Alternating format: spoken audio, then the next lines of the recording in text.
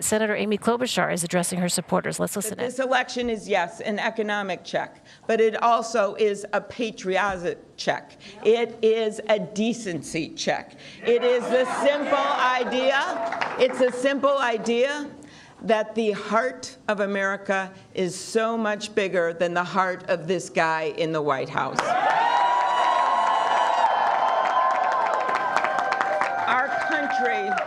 Our country cannot take another 4 years of Donald Trump. Our collective sense of decency can't take another 4 years. The rule of law can't withstand another 4 years of a president that thinks he's above it. Our democracy cannot tolerate another 4 years of a president who wants to bulldoze right through it. The American dream cannot take another 4 years of a president who thinks he can choose who gets it.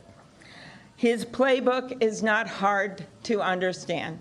It is really 3 words: divide and demoralize. Well, I have a playbook that's 3 words: unite and lead.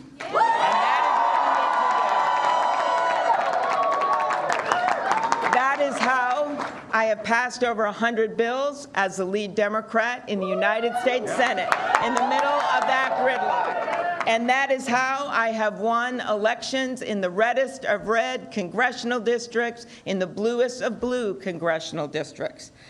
The president, though, he might as well have a sign on his desk that says, "The buck stops anywhere but here." Look at what he has done. He blames everyone for our problems. He blames everyone, people that shouldn't be blamed. Who does he blame? He blames immigrants, right? He blames Barack Obama. He blames the Fed chair that he nominated, the energy secretary that he appointed, the generals that he commands, and yes, the King of Denmark. He even recently blamed Justin Trudeau for cutting him out of the Canadian version of Home Alone 2. Who does that? Who does that? So let me tell you what I will do. When I am behind that desk, I will take responsibility instead of passing it on. I will reach across the aisle and work with Americans in good faith. Instead of picking fights, I'll bring this country together instead of pushing it apart.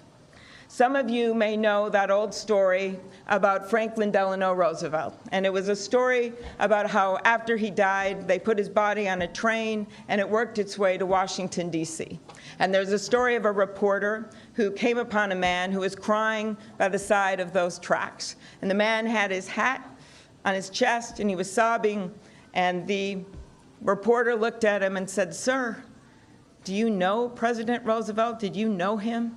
And the man says, "No, I didn't know President Roosevelt, but he knew me. He knew me." And what we are missing so much right now in our country is that sense of empathy. We are missing that caring. And I promise you this, I will bring back that sacred trust between the American people and the President of the United States.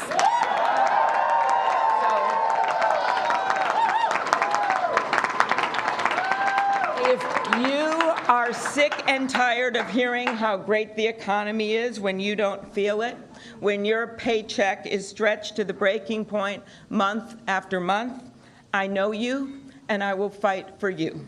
If you are sick of choosing between paying for daycare for your kids and long-term care for your parents, I know you, and I will fight for you.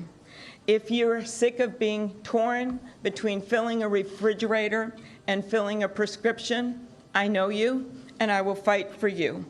And if you want a Democratic nominee who can make our tent bigger and our coalition wider and our coattails longer,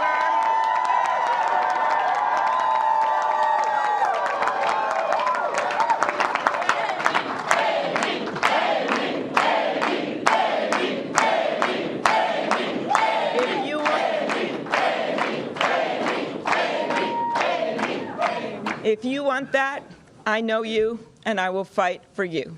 And if you are sick and tired of the extremes in our politics and the noise and the nonsense, you have a home with me. So please join our campaign at amyklobuchar.com.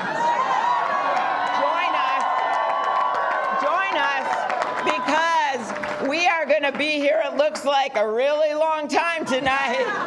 And you will have plenty of time to join us at amyklobuchar.com. So let's stay up. Let's stay in a good spirit, because you all know what happened out there in those precincts. You know that we have been punching way beyond our weight. You know that despite some limited resources compared to some of those bigger bank accounts, we are way on the board. So let's stay up.